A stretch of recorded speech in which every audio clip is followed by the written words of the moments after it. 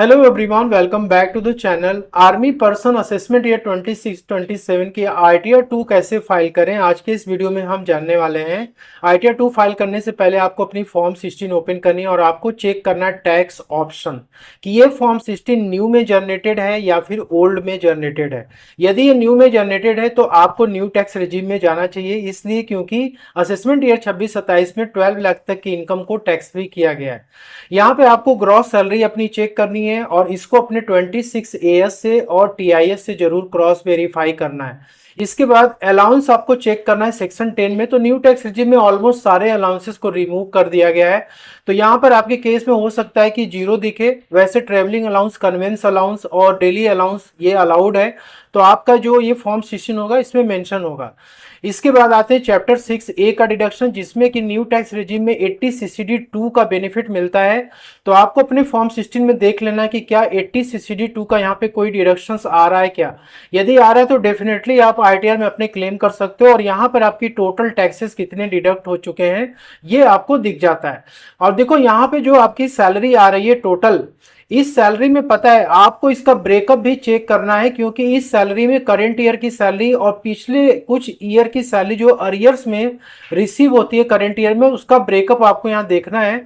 तो यहाँ पे देखो 25-26 में तो सैलरी ये निकल के आ रही है, लेकिन जो लास्ट ईयर की जो सैलरी थी 24-25 की, ये सैलरी भी पर्टिकुलर फाइनेंशियल 25-26 में रिसीव हुई है।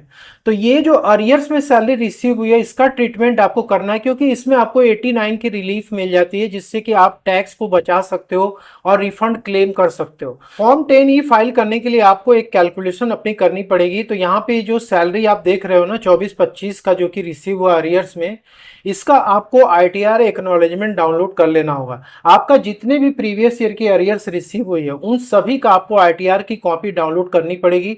इसके बाद आपको एक कैलकुलेशन यहाँ पे करना पड़ेगा, क्योंकि फॉर्म 10 में कैलकुलेशन आपकी काम में आने वाली है। तो फॉर्म 10 जो इनकम टैक्स पोर्टल पे आपको फाइल करना, उसके लिए एक स्पेसिफिक एनेक्जर आता है, एनेक्जर 1 और टेबल नंबर 7, जिसका कि सेपरेट वीडियो बन चुका है, अपलोडेड है चैनल पे। उसका लिंक मैं डिस्क्रिप्शन दे दूंगा, आप डिटेल में देख लेना। लेकिन उस शीट को फिलअप करने से पहले ये कैलकुलेशन आपको एक करनी पड़ेगी, जिसमें कि आपको टोटल इनकम लेना होगा इंक्लूडिंग अरियर्स, जो आपको अरियर्स मिली है। और साथ में आपको अपना टीआईएस भी चेक करना है कि आपके टीआईएस में सैलरी की इनकम के अलावा और क्या क्या इनकम आ रही है। जैसे इस पर्टिकुलर केस में सैलरी की इनकम आ रही है, इंटरेस्ट फ्रॉम सेविंग अकाउंट और विनिंग फ्रॉम ऑनलाइन गेमिंग। तो इन तीनों ही इनकम को हमें क्या करना है, ऐड करना है।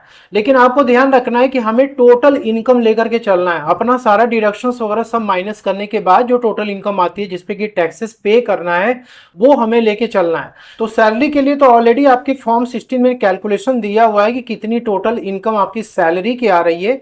ये तो अमाउंट आपको लेनी है। और इसके अलावा न्यू टैक्स रेजिम में आपको कुछ डिडक्शंस वगैरह मिलता नहीं। 80 सीसीडी 2 का भी इस फॉर्म 16 में कोई डिडक्शंस नहीं है। तो इसमें हम क्या करेंगे, अपने टीआईएस की जो इनकम है उसको हम ऐड कर देंगे।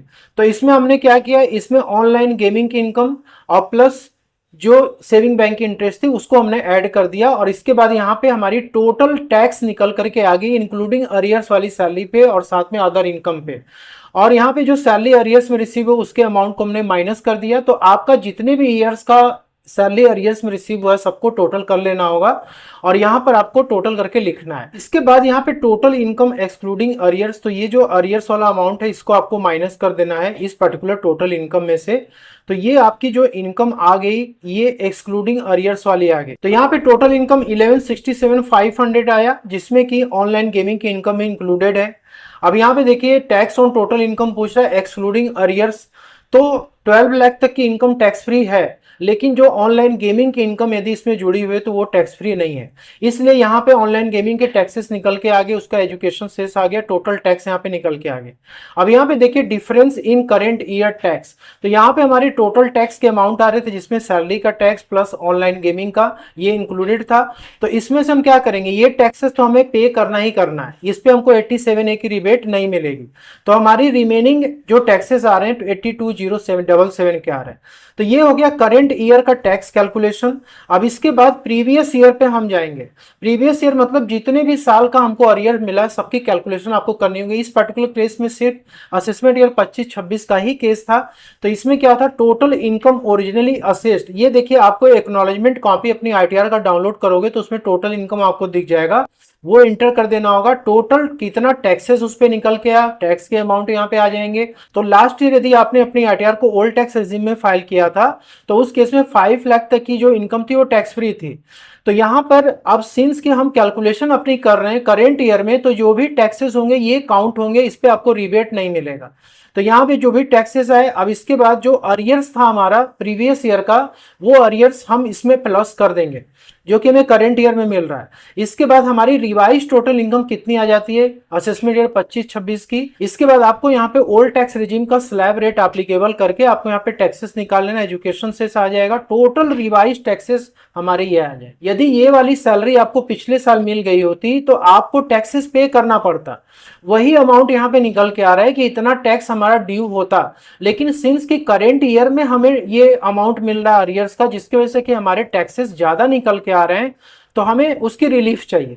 यहाँ पे टोटल टैक्सेस निकल जाएंगे, इसमें से ये वाला अमाउंट आपको माइनस कर देना है। तो ये आपकी प्रीवियस ईयर की टैक्स थी जो कि आपको पे करना था, लेकिन वो सैलरी आपको मिली नहीं, इसलिए टैक्सेस पे नहीं हुआ, जीरो हो गया। करेंट ईयर में मिल रहा है, जिसकी वजह से कि आपके टैक्सेस करेंट ईयर में क्या हो जा रहे हैं, ज्यादा हो जा रहे हैं।